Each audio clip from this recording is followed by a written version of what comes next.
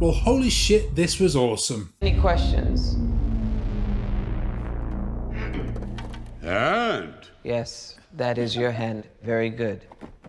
I expected to like the Suicide Squad because of James Gunn's involvement and that first absolutely amazing trailer. I was pretty sure it was going to go straight to the top of my DCEU ranking because I haven't really loved any of the DCEU films up to this point, but I never expected a DCEU offering to be one of my films of the year. This is just gloriously entertaining from literally the very first second to the last. Everyone involved, including James Gunn, is just going for it in every moment and having a whale of a time. And you can really feel the excitement and enthusiasm which built the film, and its anything goes mantra is extremely refreshing. The whole cast is incredible, with my standouts being, well, I honestly struggle to pick, but if forced, I would probably say Idris Elba as Bloodsport, Daniela Melchior as Ratcatcher 2, and Sly Stallone as King Shark. But really not one actor lets the film down in any way. With a big cast and a fast-moving story, it's generally impressive how Gunn makes you care about everyone involved. They all have their own shtick, their own mini character arcs and backstories, and it never matters who's on screen because you're sure that every character will entertain you in some way. There's heart and humour and drama in pretty much every moment. The special effects are preposterously good. The music choices were all excellent without ever feeling the need for this new trend of annoying needle drops every 10 seconds. And the gore?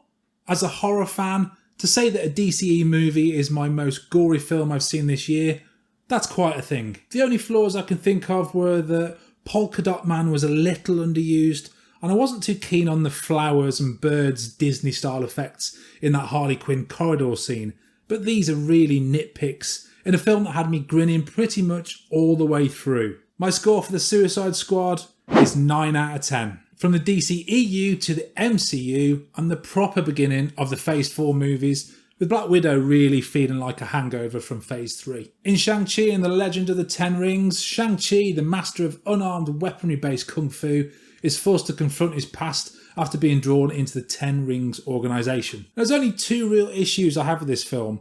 The midsection is absolutely bogged down with near endless exposition, and you have to have it in such a rich world, but with the use of flashbacks to expand on the backstory, it really feels like too much at times, and some momentum, massive momentum it must be said, from that first act is slowed. My other issue is Shang-Chi himself. In making a really interesting antagonist, something that the MCU often get wrong, I felt that Shang-Chi got left behind a little and was just a touch dull. Simu Liu did a great job, but I felt he was sidelined in his own film at times. Other than those two issues, Shang-Chi was a blast. Easily some of the best action scenes in any MCU movie. Brilliantly choreographed and shot, with a few genuinely gasp-worthy sequences. And none of this crappy shaky cam, which for some reason seems to be making a comeback. I just wish some of the really top-draw action sequences from the early part of the film had been held back for that last third, as that section does feel a little more standard MCU, rather than the MCU does the raid of that first third, which felt amazing and new. Apart from the slightly draining exposition, this is a damn entertaining film, and I really enjoyed the inclusion of a certain much derided character from a previous MCU film. That got a lot of laughs from me.